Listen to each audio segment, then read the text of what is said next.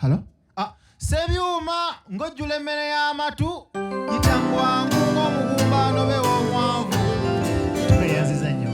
Genda mpola Ssenga eyayita ebigezo waali Omukolo gwa waka obudde bwonna olina Obwaama bwennakkubanga Empi za taata n'omponya Kekaseera asanyuke ng'omwoki wa gonja Ebigambo byewangamba byonna nassa mu nkola n'okulonda n'oŋŋamba tunuulira oyo w'Empi za tanswaze munoonye wonna watudde genda omunoonye wonna watudde tuva wa Ssenga yoyo bwekugamba yoyo Ssenga